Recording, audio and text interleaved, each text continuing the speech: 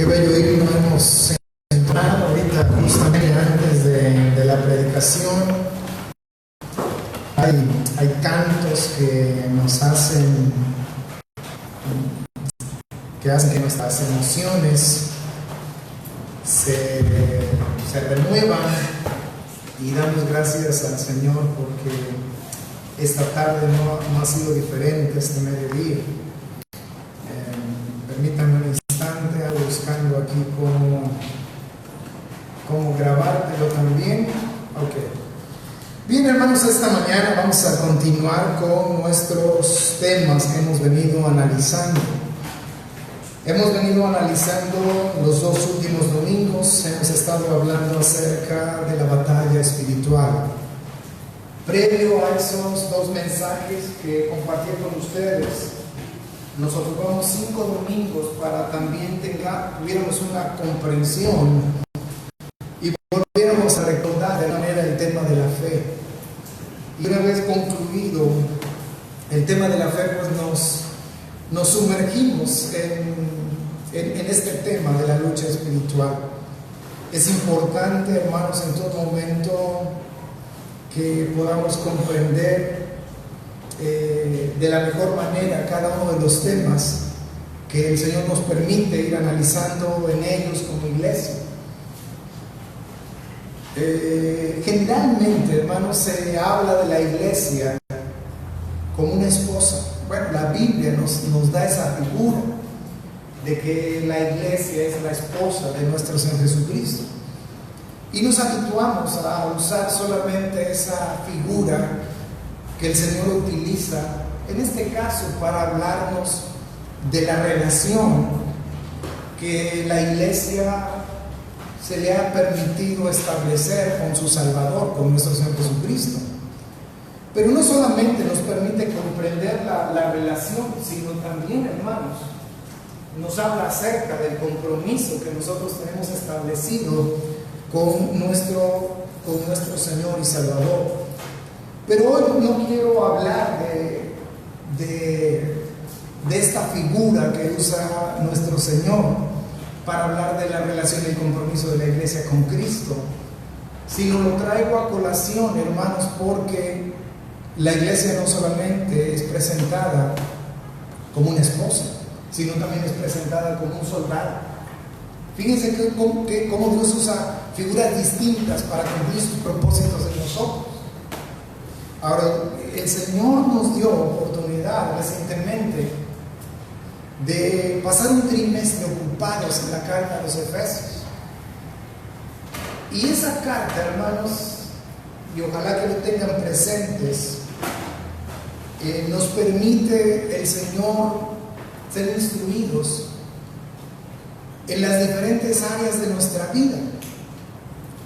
Y cuando uno va avanzando a lo largo de esta carta, que es muy corta, con 6 capítulos, el Señor nos instruye acerca de cómo debemos instruirnos y no dejar nuestro lugar, porque en la iglesia el Señor nos permite crecer en una unidad de la fe, en la misma unidad del conocimiento de Dios, hasta llegar a la estatura de la plenitud de nuestro Señor Jesucristo.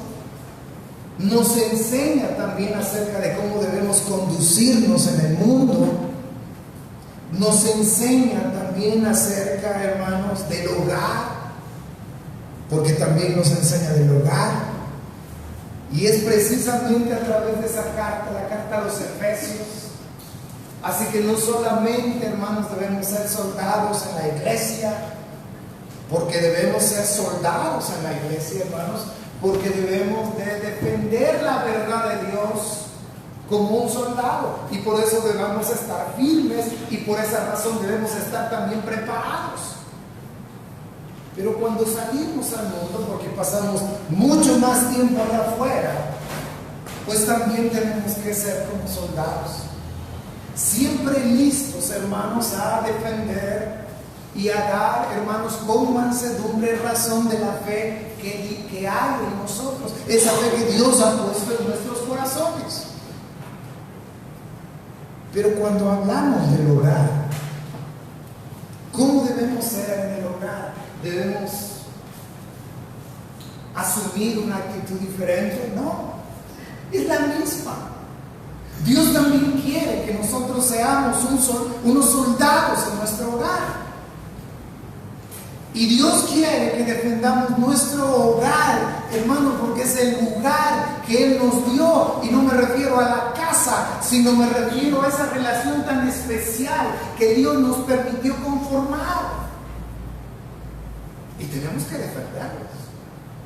Y si nosotros vemos que algo está amenazando y está acechando a la familia, tenemos que defenderlos con uñas y dientes.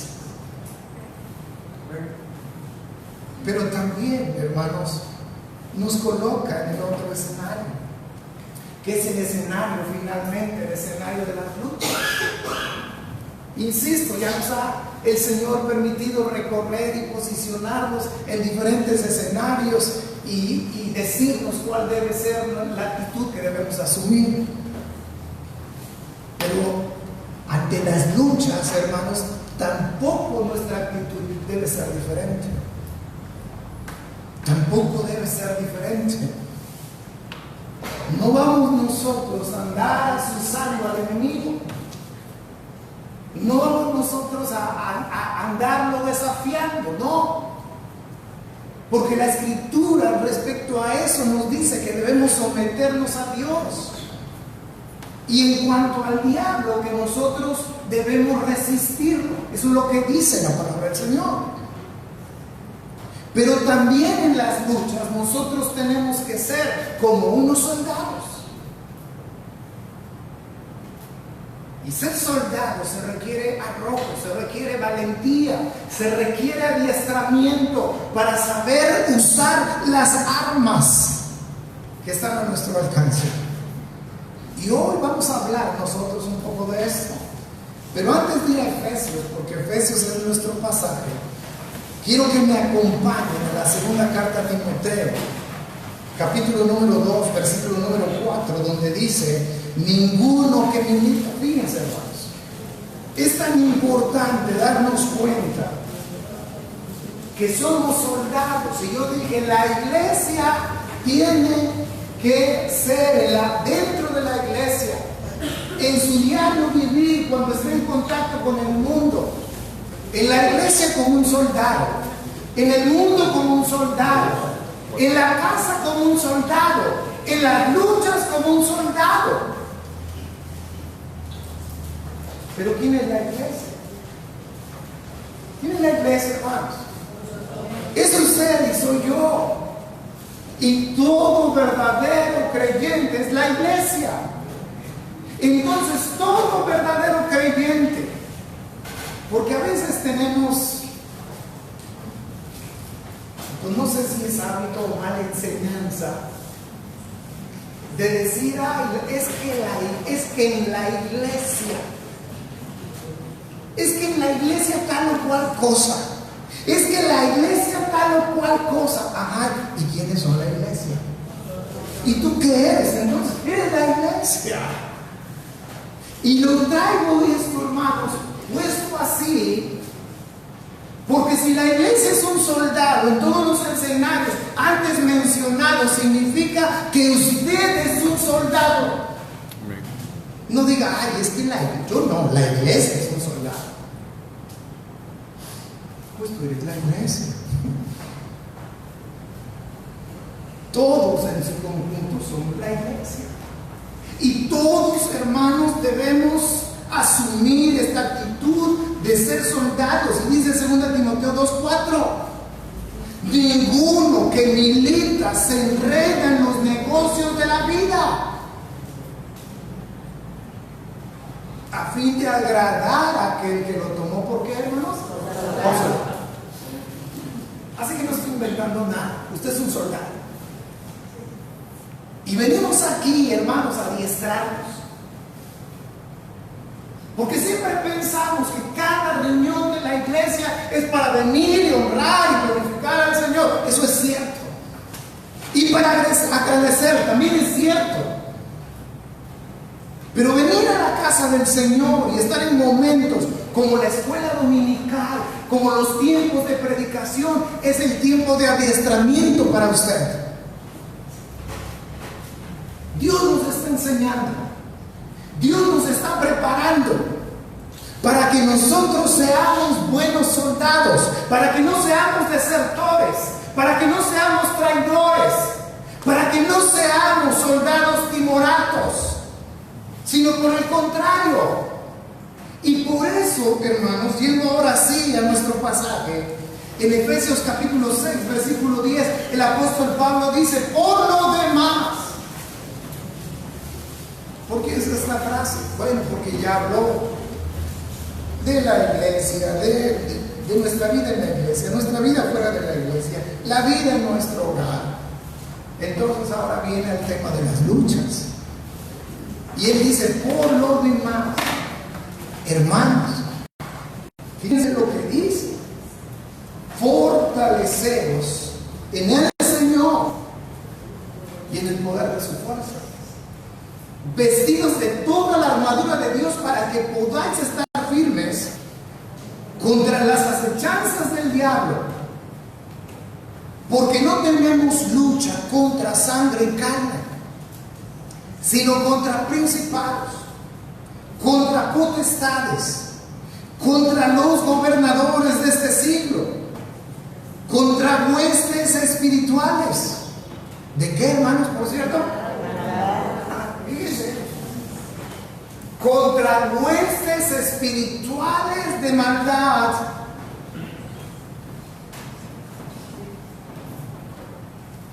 en las regiones celestes. Y dice el verso 13: por tanto, tomad toda la armadura de Dios, para que podáis resistir en el día malo, y habiendo acabado todo, ¿qué cosa, hermanos? Porque hay de maneras a maneras a que todo se acabe. Pero Dios quiere que cuando las luchas terminen, y sabemos que mientras estemos aquí habrá luchas, habrá pruebas, habrá desafíos a nuestra fe. Él quiere que nosotros en cada etapa en la cual estamos luchando, estamos siendo probados, cuando termine todo estemos firmes. Ahora la pregunta es: ¿cómo me voy a mantener firme? ¿Cómo me voy a mantener fiel?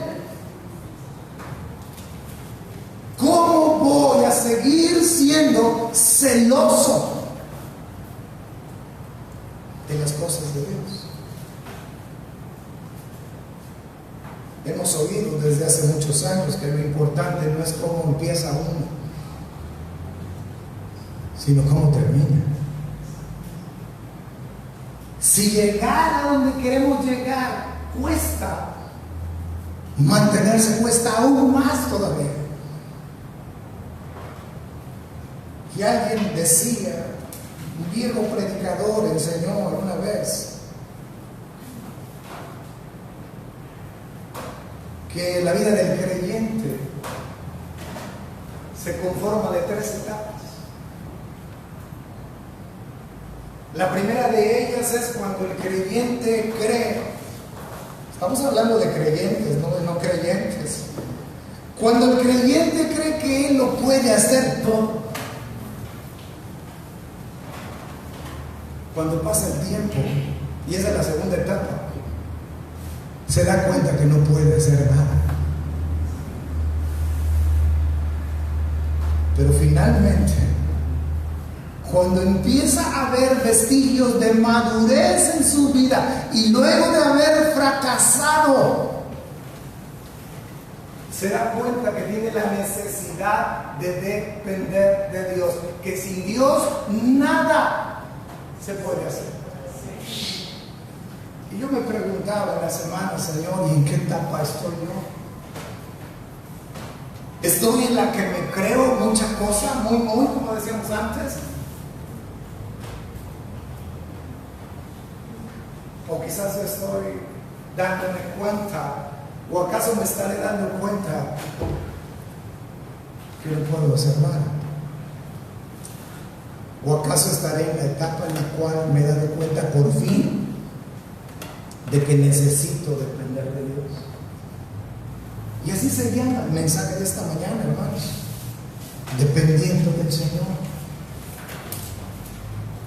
Porque no se trata solamente de creer en Él, de confiar en Él, sino el juego nuestro consiste en que nosotros aprendamos a depender de Él. Y el ser humano siempre anda buscando independencia. ¿No se acuerdan cuando éramos niños? Bueno, sí, dice, ya tendrá algún tiempo en alguno de nosotros. Pero generalmente el niño quiere que la vida corra para que él sea grande. Y entonces el papá ya no pueda decirle, oye, no a esto, no a aquello, no a esto más. Ya están cansados los hijos. Y dicen, ya quiero ser grande para mandar el flow. Y ahí es donde vienen los conflictos en el ser humano. Cuando el hombre llega a crecer, se da cuenta que las responsabilidades son muchas. Y entonces cuando ya es grande, uno quisiera volver a ser niño, ¿verdad? Porque el hombre busca independencia. Estás en un trabajo y tienes a un jefe que te cae gordo, no lo soporta. Y a lo mejor tienes toda la razón del mundo. Y lo que quieres es independizarte.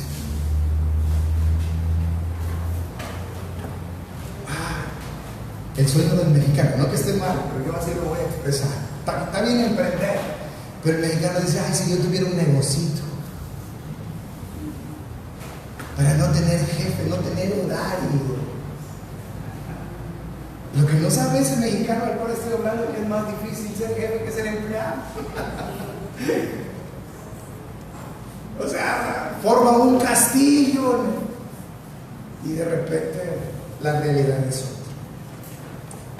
Es necesario, hermanos. Y ahora, fíjense lo que les voy a preguntar. No quiero que me conteste, solamente quiero que piensen. ¿Cuántas porciones hay en la Escritura que se ven en este momento a su mente, en el cual Dios nos instruye para la guerra espiritual? Piense.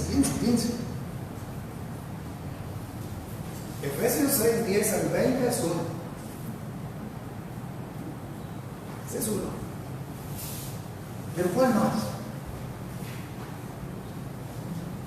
¿Verdad que cuesta trabajo ubicar? Les voy a decir por qué. Porque Dios no empleó mucho espacio en su palabra para instruirnos acerca de la lucha espiritual. Nos influyó, sí, lo suficiente en el cual teníamos nosotros que ser instruidos y nada más. Ahora piense en cuántos pasajes Dios nos habla acerca del diablo. Piense. Bueno, anda uno ahí, uno que otro, ¿verdad? Allá en Ezequiel, en Isaías, cuando fue creado, cómo fue creado, por qué fue arrojado de la presencia de Dios. Cuando allá en Génesis 3 engañó a la mujer. Bueno, en Mateo 4, como vimos la semana pasada, en el cual lleva a cabo una triple tentación hacia Jesucristo. En Apocalipsis. Pero nada más. Y la pregunta es ¿por qué? ¿Significa que no somos instruidos? Sí, somos instruidos. Porque Dios no quiere que nosotros como iglesia ignoremos las maquinaciones del diablo. Entonces yo preguntaba hace unos minutos atrás, ¿cómo puedo estar firme? ¿Cómo puedo ser fiel? ¿Cómo puedo ser celoso? Bueno, hermanos, siempre tenemos nosotros que saber qué terreno estamos pisando. Entonces, como Dios no quiere que nosotros desconozcamos quién es el diablo, de dónde provino, qué es capaz de hacer y cómo se llevan a cabo nuestras luchas espirituales, y de cuántas áreas está formada nuestra vida y por dónde pueden venir las luchas espirituales. Dios nos dejó ciertas porciones. Ahora, hagamos una revisión rápida. ¿Quién es nuestro enemigo? ¿Quién es nuestro enemigo, hermanos? ¿Quién se atreve a hablar así fuerte y claro? ¿Quién es nuestro enemigo? Fíjense. Porque, hermanos, imagínense que un ejército se está preparando para la guerra. Porque es tiempo de guerra y no conoce quién es su enemigo. Es importante que para mantenernos fieles, firmes y seguir siendo celosos, conozcamos quién es nuestro enemigo. Y todos concluimos que es el diablo, Satanás. Entonces, él dice, hermano, ¿y no tiene algo nuevo mejor que enseñarnos? Eso lo sé desde el árbol. Eso ya me la sé. Sí, ya te la sabes desde que eras un parvulito, ya tiene Pero hace poco yo les decía que a veces tomamos, o la gran mayoría de las veces tomamos todos los asuntos de manera personal. Pero nos olvidamos que no es María, ni Pedrito, ni Pepito, ni ellos no son nuestros enemigos. Nuestro enemigo es uno solo. Y así como Dios usa instrumentos en sus manos para sus propósitos, nuestro enemigo también usa seres humanos como instrumentos en sus manos. Hace 1 o 2 domingos yo les enseñaba, creo que fue la semana pasada, que les enseñaba cómo Pedro, siendo un discípulo y posteriormente apóstol del Señor, siendo un verdadero hijo de Dios, dice: Señor, no vayas a la cruz, Señor. Y el Señor le dice: quítate delante de mí. ¿Quién? Porque el Señor no está viendo a Pedro. El Señor no se enojó con Pedro y le dijo: ay, Pedro, tú no quieres que yo logre mis metas. No quieres que los propósitos de Dios se cumplan en mí. No dijo eso el Señor. Porque el Señor sabía que hay un solo enemigo. Y cuando nosotros esto lo apliquemos de manera práctica en nuestra vida, muchas cosas con problemas de índole interpersonal se terminarán.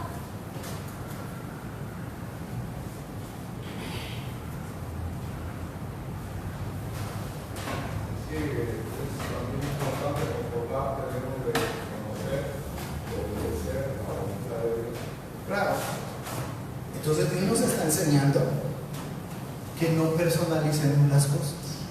Sí puede ser que alguien nos cause un daño, nos traicione, lo que quiera, pero no es la persona. Es quien está controlando a esa persona. Por eso empecé esta enseñanza hace 15 días diciéndoles que tenemos 4 grandes áreas: la física, la moral, la material y la espiritual. Y no es el propósito ni vernos enfermos, ni vernos pobres, ni vernos tristes, sino vernos renegar de Dios, afectar nuestra relación con el Señor. Ese es el propósito. Entonces voy a conocer a mi enemigo y voy a enseñar también, voy a aprender quién es mi enemigo y a comprender cómo trabaja, cómo ataca.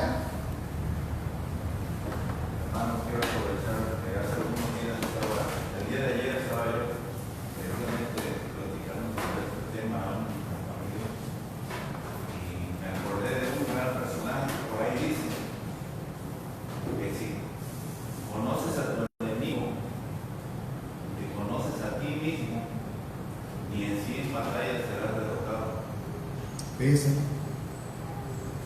Lo que pasa es que de esa parte también se desprenden malas enseñanzas porque no conocemos al enemigo.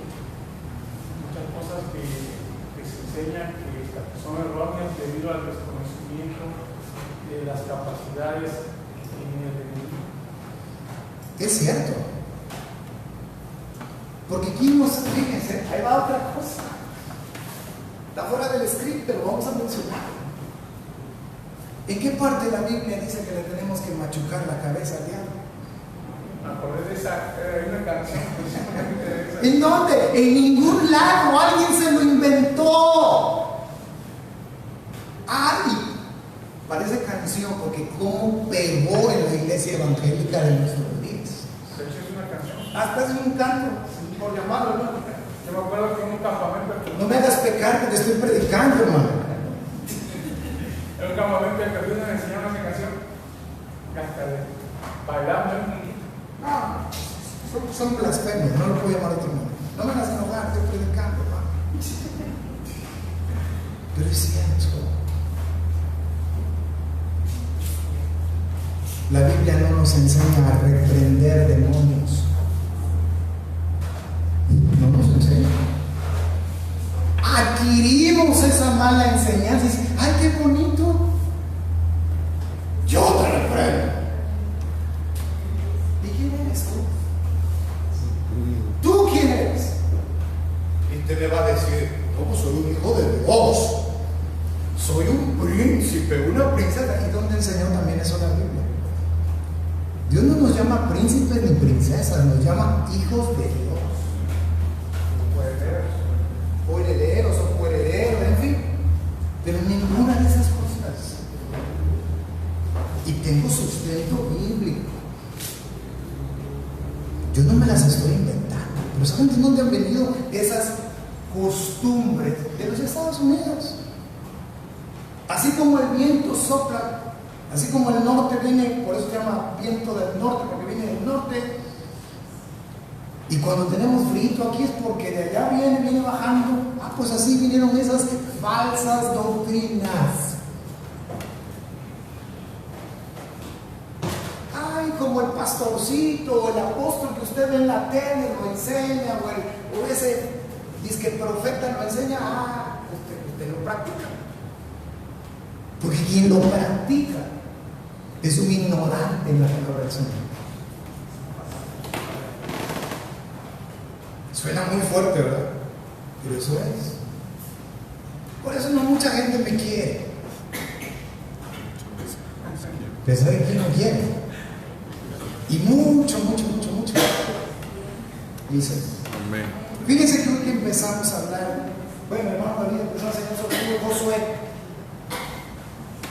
De Josué podemos aprender 3 cosas. Y dije, es buen momento para de alguna manera asociar ambas enseñanzas. Porque el libro de Josué, hermanos, es el libro de la conquista. Es el libro en el cual el pueblo de Israel entra a la tierra prometida. Y él tiene que enfrentar al menos 3 grandes adversarios o 3 grandes enemigos: Jericó, Ahí y Gabaón. Jericó, Ahí y Gabaón. Y cada una de esas ciudades representa algo. Jericó, hermanos, representa el mundo. Vuelvo a repetir, Jericó representa el mundo. No voy a abundar, el hermano David lo va a enseñar, si es que el expositor toca eso. Pero ¿qué hizo el pueblo de Israel? ¿Lo fue y lo enfrentó y sacó todo su armamento? No. ¿Alguien se acuerda de esa historia? ¿Qué hizo Israel? ¿Y qué pasó? No voy a dar tanta vuelta porque me voy a marear. Nosotros tenemos que hacer lo mismo con el mundo. Dale la vuelta. ¿Sí me explico? Dale la vuelta. Oye, ¿qué es? Dale la vuelta.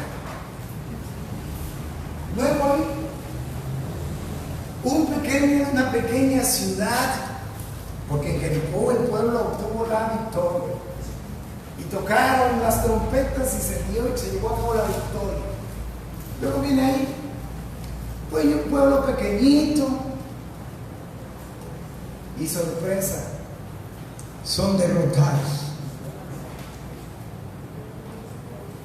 Y 30 y tantos israelitas mueren. Y Josué llora por aquella derrota y se hinca a orar delante del Señor y le dice: Señor. Y el Señor le dice: Josué, ¿qué haces ahí arrodillado? Levántate, pueblo, ha pecado. Ahí representa lo que generalmente nosotros le llamamos la carne, la vieja naturaleza. Es pequeñito en comparación con el mundo, así como ahí era pequeñito en comparación de Jericó. Pero como la vieja naturaleza, hermano, nos lleva a pecar contra Dios, y por eso vienen las derrotas. Pero les tengo la última, está buenísima. Gabaón.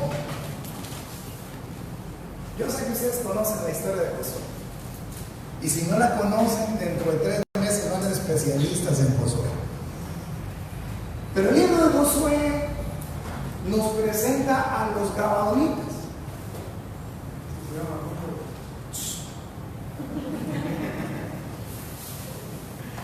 Esa historia me toca contarla a mí, porque me emociona contar. Los gabaonitas oyeron, hermanos, de que Dios estaba con el pueblo de Israel. Dijeron: no lo vamos a ir a enfrentar, porque nos van a dar una tunda que no la vamos a contar. Entonces ellos lo que hacen, hermanos, es ponerse vestidos viejos, zapatos viejos, llevar pan enmohecido. Y ellos dicen: miren, cuando llegaron con Josué, mira, venimos de un largo viaje y estamos cansados y queremos hacer alianza con ustedes. ¿Saben qué representan los gabaonitas? Al diablo. ¿Qué hace el diablo? Engañarnos.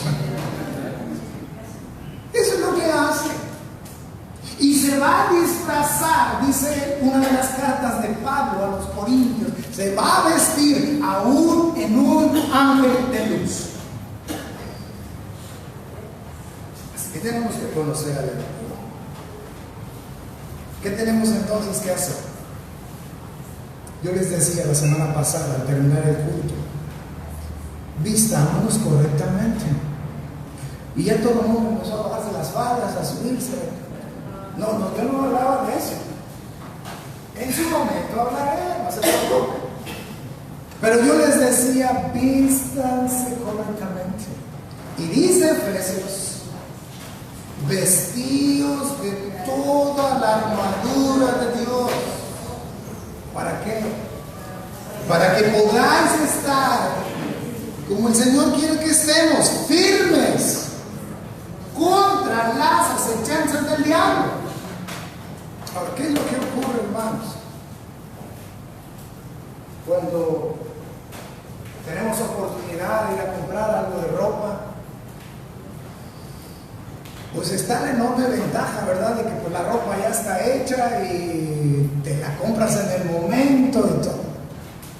Porque mandarla a hacer, pues es un ritual. Pero resulta que a veces hay alguna prenda que nos gusta y no encontramos nuestra talla. La camisa nos queda por acá, donde debe ir aquí, bueno. Pero cuando Dios confeccionó la ropa para enfrentar las luchas, hizo un traje a la medida para sus hijos. De tal manera que cada vez que nosotros nos vistamos, nos pongamos la armadura de Dios, no nos va a quedar grande. ¿Se acuerdan de David? Porque David en alguna ocasión tuvo que enfrentar a un gigante. Pero cuando se quiso poner la armadura, La otra, su peso, su cuerpo no aguantaba el peso de aquella armadura y dice, bueno, vamos para afuera esto. Pero nosotros es distinto. Ahora, fíjense una cosa. Dios hizo ese vestido para nosotros. Pero Dios no nos viste. Exacto.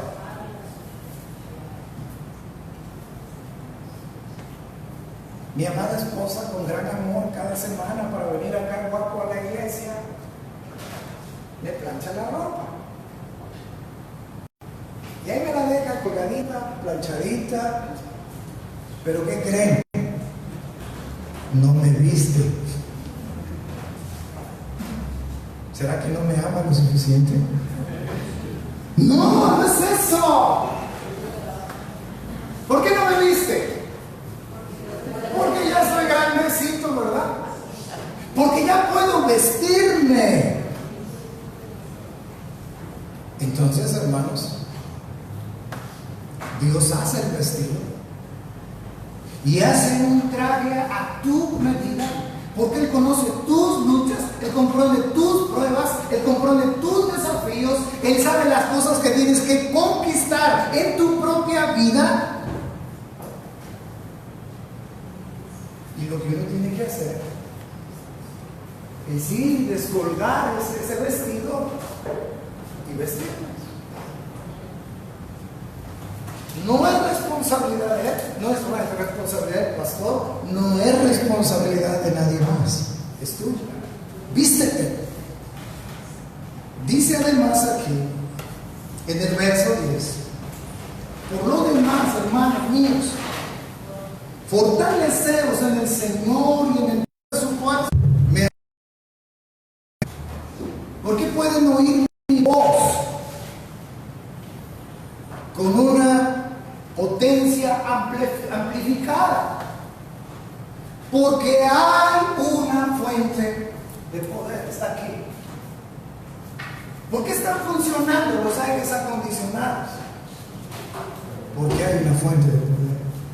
¿Por qué usted en casa usa la licuadora y la plancha y esto más? Porque hay. Necesitamos valor.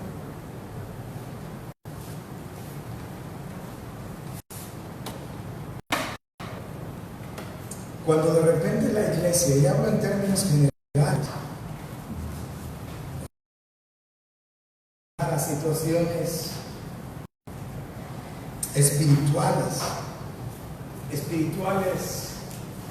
que provoca el enemigo, el cristiano promedio se atemoriza.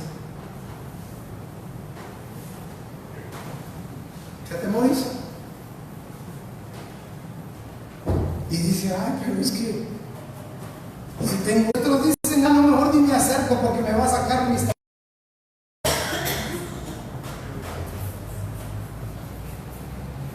No necesariamente.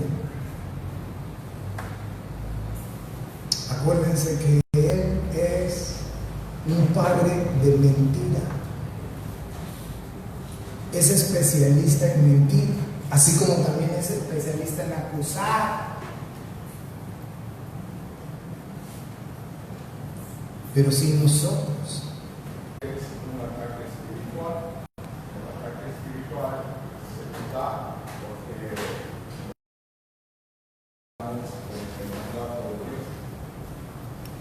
¿sí?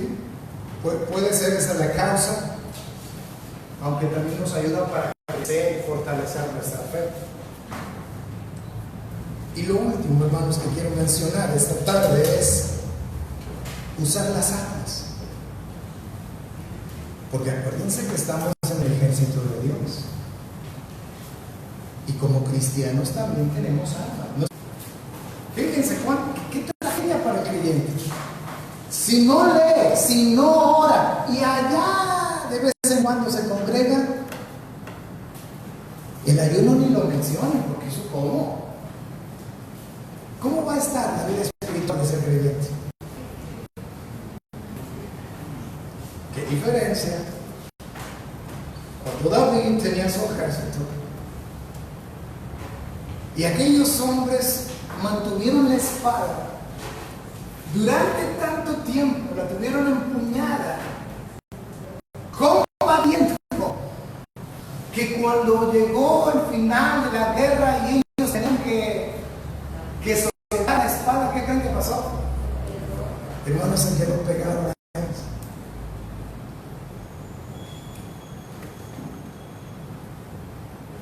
Así debe ser el uso que nosotros debemos tener de la palabra del Señor.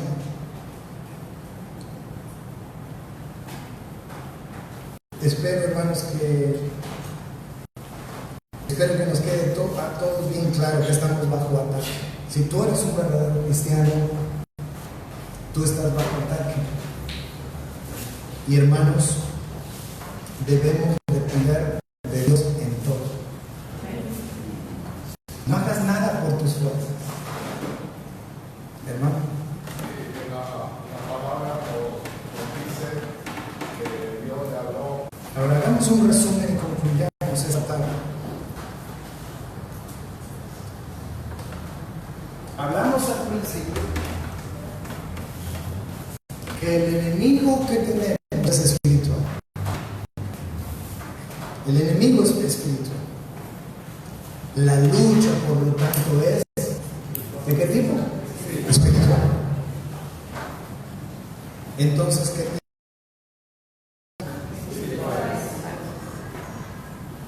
Ahí está.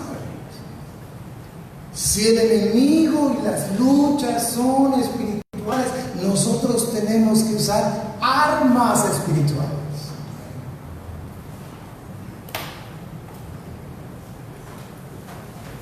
Pero para eso es necesario que dejemos de luchar por independizarnos. Por eso Dios nos pide que nos sometamos a Él. Y cuando no leemos, cuando no oramos, no asistimos y no ayunamos, estamos diciéndole al Señor, sin palabras, no te necesito. Yo puedo.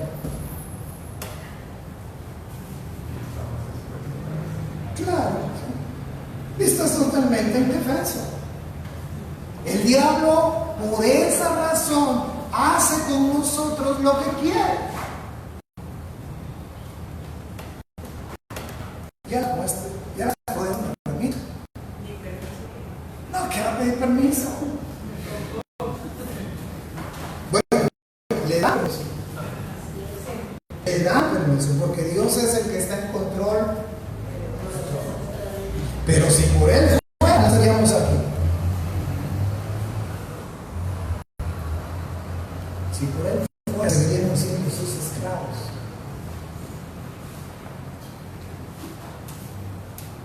Y por eso cada ataque, Él hace todo lo posible para que nuestra relación con Dios se dañe. Porque los domingos por la mañana estamos aquí, gloria al Señor. Gracias, Señor. Qué bueno eres, Señor. Y aquel dice, no lo toques a Él. Respeta su vida. Ahí está su salud, pero respeta su vida. Entonces, cuando nosotros cuestionamos a Dios o relegamos a Dios, ¿qué creen que hacemos? El diablo antes de la hora está ahí a las puertas del cielo diciéndole, Señor, abre, Señor, porque te quiero acusar aquí a tu hijito. Es lo que hace. ¿Cómo debemos de permanecer?